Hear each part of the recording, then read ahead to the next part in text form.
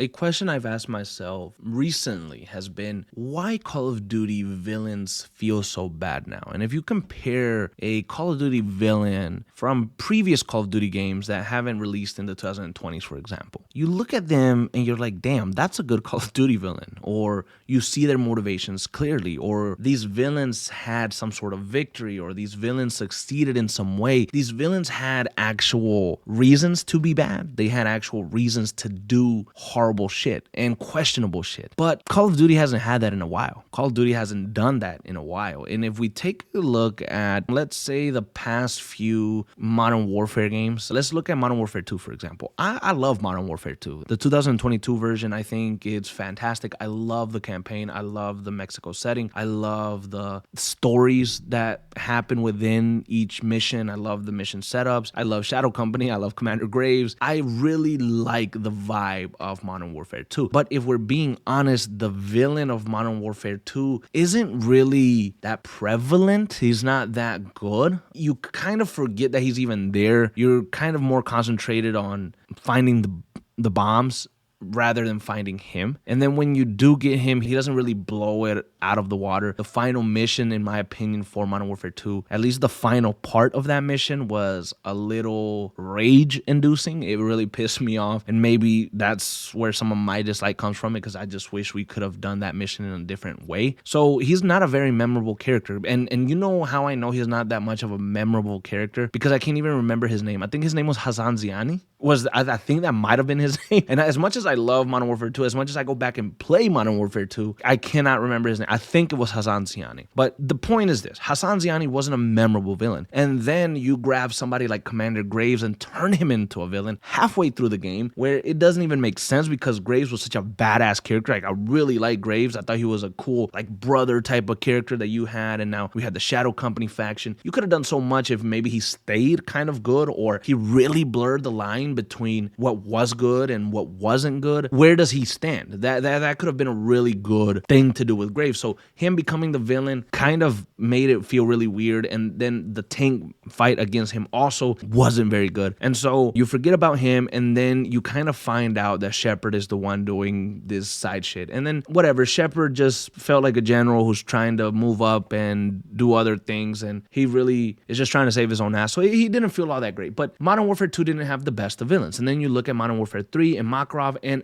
to me, Makarov, although I thought the casting was fine, I know some of you guys don't, but he was so weak. He was such a weak villain, and the story was let down by it being rushed, by it not being completed, that Makarov in Modern Warfare 3 2023 felt like a guy without real motivations. I really didn't know what he really wanted to do. I don't really know why he was up Farah's ass so much. And, one will say, well, it's because Farah killed Barkov, I think, from Modern Warfare 2019, the main villain. He used to be this guy who Makarov looked up to, and so he kind of wanted some sort of revenge for his former mentor. But that's not really explained all that well in the story. So you don't really know too much of the motivations for Makarov and why he's doing what he's doing. Like, he's over there fucking around with Farah and Urzikstan. He could be doing a lot bigger shit than that. Makarov isn't doing all that good. He doesn't get too much screen time, to be honest. We don't flesh him out more. And some will say, well, in the original Modern Warfare trilogy, Makarov didn't really come out too much, but his presence was felt. And that's very true. But Makarov in this one, his presence wasn't felt as much. So I think you needed to show him a little bit more. I think with the new direction of cinematic cutscenes and the way that games are, you could have shown Makarov a bit more to flesh out his motivations and,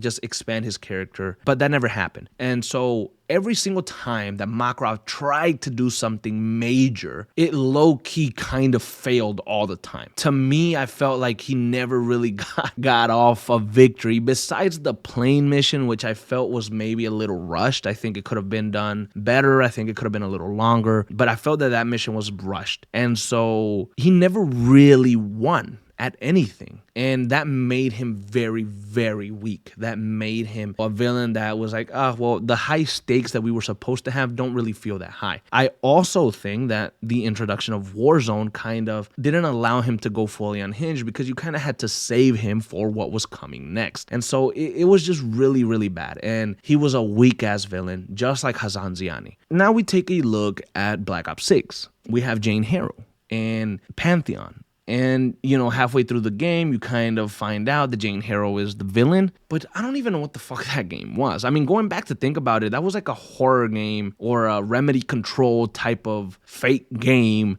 And Jane Harrow looked like a damn zombie at some points, and she was in her mind a lot, and we were fighting like zombies, and it was so whack. Like, I hate that. That's not what I wanted from my 1990s espionage game about the CIA being corrupted. I didn't want to fight zombies and Jane Harrow in her mind. I thought we were going to get into conspiracies and other shit. So the villain of Black Ops 6, one could say, is this organization named Pantheon. Okay, great. Well, who the fuck is Pantheon? Like, we only know Jane Harrow. We know that it's a CIA cabal. We know that one of the guys that was in the interrogation room with the CIA director was part of that cabal, and his name is Kane. But we don't really get any information outside of that. Jane Harrow kind of dies in a way that it's kind of forgotten. We see her getting choked in the helicopter that fell into the water, and then it cuts to black. We assume that she died, but we really don't know if she died. There's no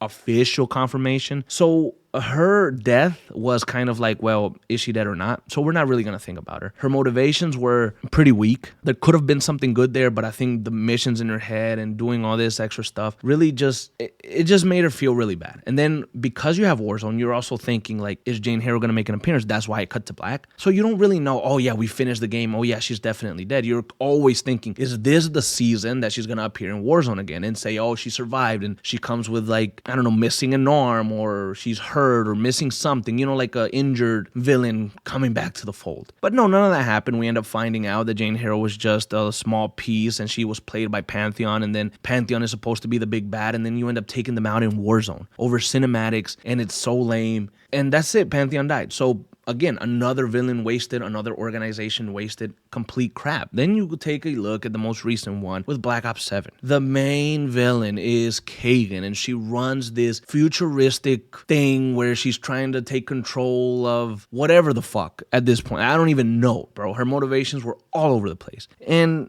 she gets captured by the end, but her writing was awful. Her motivations were terrible. She seems so uninteresting. And when you do catch her, in the very first Warzone cutscene, she gets apparently murdered. So this whole character that you built your foundation on, and you went on these marketing campaigns for Black Ops 7. Oh, marketing of Kagan versus David Mason, Kagan and the guild and all this stuff. You built it all around Emma Kagan and her organization and what part she had to play just to kill her off in Warzone. You didn't even kill her off in the campaign. You could have had the campaign finished with David Mason or one of the guys in his group killing her by the final mission of the actual Black Ops 7 campaign. And then you could have moved on to Warzone being Dorn taking over or whatever. But no, you don't kill her, you capture her. Just so the next cutscene in Warzone, you kill her? It makes no sense. I mean, that story was all over the place. Black Ops 7 is terrible. It doesn't even have a real story. It's just shit upon shit. So it's not even worth me diving deep into that, because I don't even think they knew themselves what they wanted to do with the campaign. So that is complete ass. So you ask yourself, why do they suck? Well, I don't know. I just explained to you, I think I explained to you how